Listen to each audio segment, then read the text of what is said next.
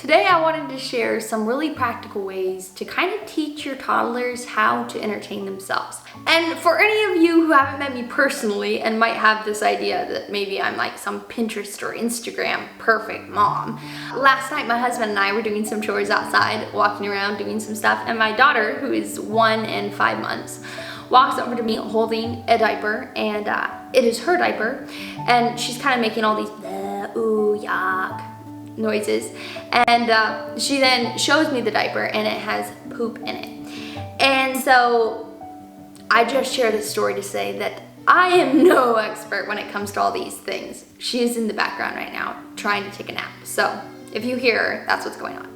But I just wanted to share what has worked for us, because I realize I've talked a lot lately about homemaking and kind of our lifestyle here on the farm, and I've realized so much of our ability to be able to do these things is due to the fact that our daughter can pretty much entertain herself. And so I just wanted to share a few things that have worked really well for us, and because of that I think we'll probably continue to do if we have more kids down the road. The first one goes back to kind of when she was a newborn. When Carrie was a newborn, we allowed her to sometimes cry a little bit and not immediately come to her aid. We would let her lay on the floor sometimes and just look around. We'd give her something to look at, so we weren't constantly holding her and constantly being the one to entertain her.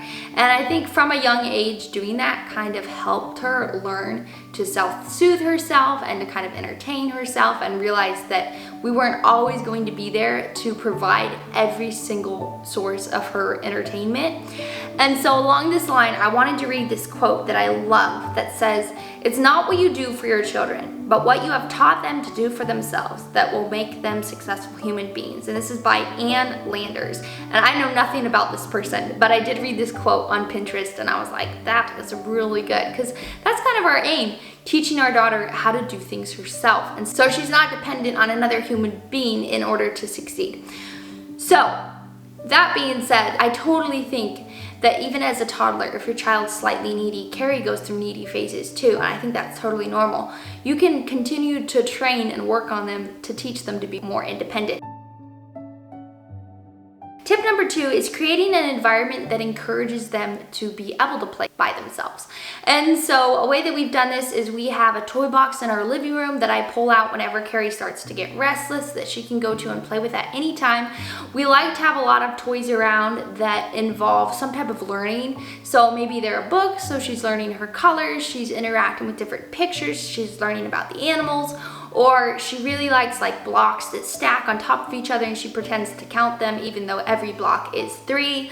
And just those different type of little things that we try to incorporate into the toy box in the living room, and her toys in her room that are all open shelving that she can get to at any time. And so at any time she can go in and entertain herself and she knows exactly where to go.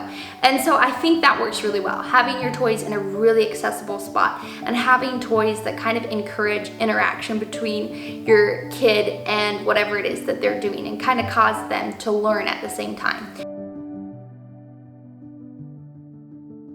Tip number 3 is to give them the space to play.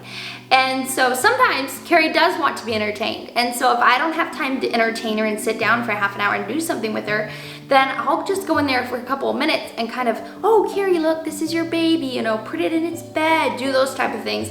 And pretty soon I've got her so interested in her toys that I can leave and she continues playing for a long period of time by herself. So that's another thing, and that's something I've done as well with kids that I've watched in the past when they've wanted me to play with them, but I'm like, oh, I need to do the laundry and I need to do all this stuff. I interact with them long enough that they become interested in what they're doing, and then they're not so sad when you leave.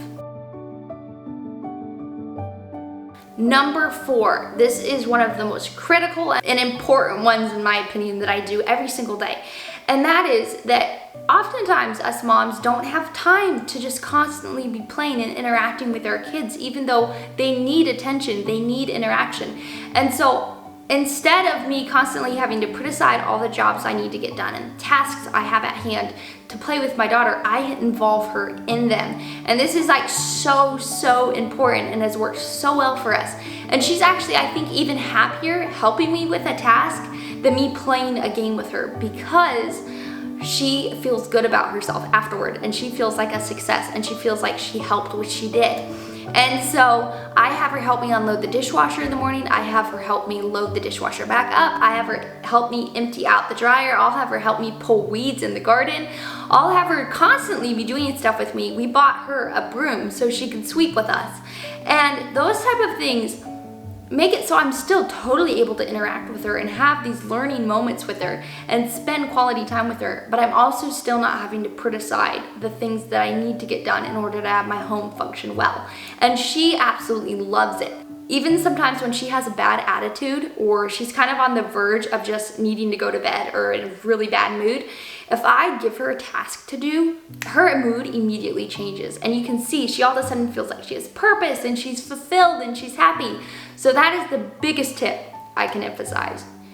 Have your kids work with you and teach them whatever you're doing. Have every moment be a learning moment. I love that quote, and I don't always implement that. But I'm trying. I am totally trying to have every moment be a learning moment with my daughter.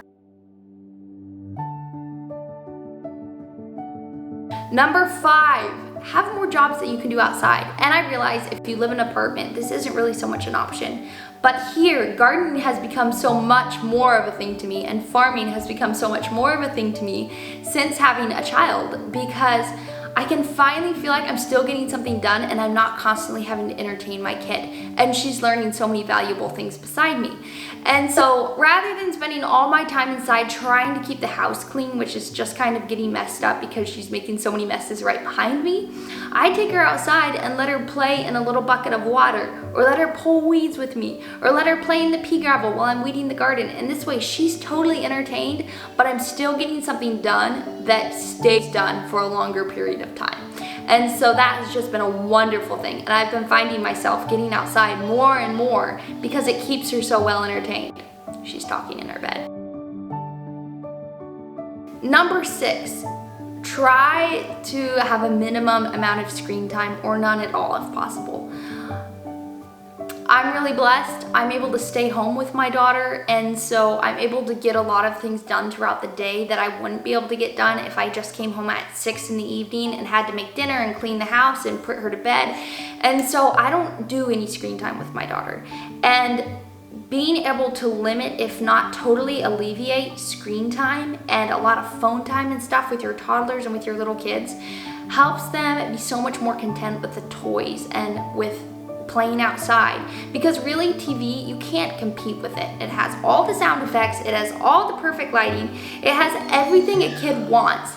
And so eliminating that or alleviating as much of it as is possible from your life really, I think, creates a much more content kid and a much more independent kid who's willing to just run around and entertain themselves with basically anything. And that's kind of an added on thing I just thought of, is that you don't need tons of toys. You don't need tons of money at all. I use jar rings to entertain my toddler. She'll put them on her arm, she'll stack them inside each other, she'll run around and throw them throughout the house and make big messes with them.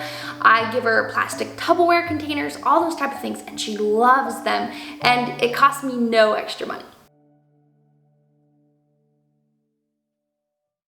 Number 7 is to rotate your toys. I actually just started thinking about, you know what, I've never done this. And if I remember right, my mom used to do this with us. So I'm going to start putting away about half of my daughter's toys for a couple of weeks and then pulling them back out and putting the ones she was playing with away. And that way she constantly feels like she's getting new toys and she's not getting bored with them.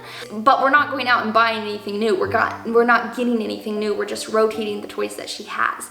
And I think that's such a brilliant idea. I have specific toys that she uses only at church, and she's so entertained by them because she hasn't played with them throughout the entire week, so they feel brand new.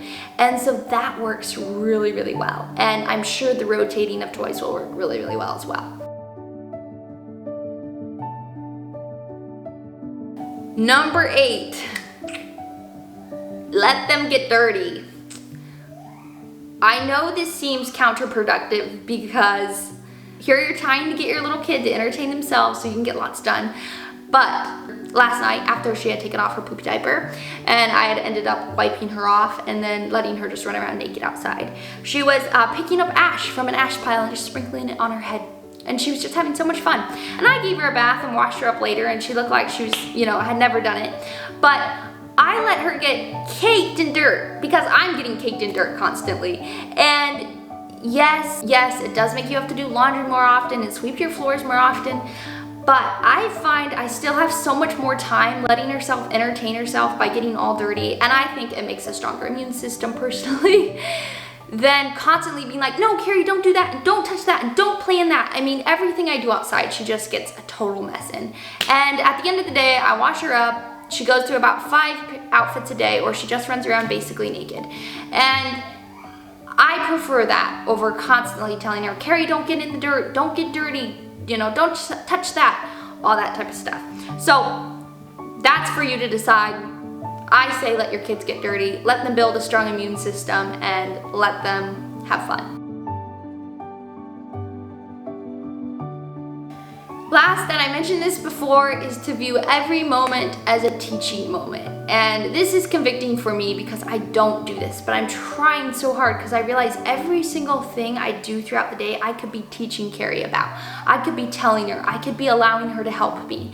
And Danny and I, we try so hard to, everything we're doing, give Carrie little tasks. And so she can do it alongside us. And she's so happy with that. She's such a happy kid now.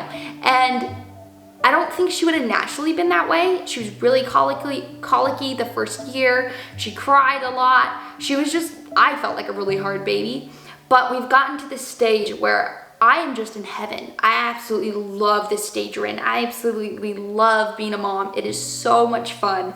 And a lot of it is because 80% of the day, she kind of runs around and does her own thing. And that is just amazing to me. And it is the only way I'm able to get done what I'm able to get done. And so I hope these tips were helpful. I hope that they gave you some ideas and some motivation. Thank you so much for watching, and I'll see you next week. Bye, you guys.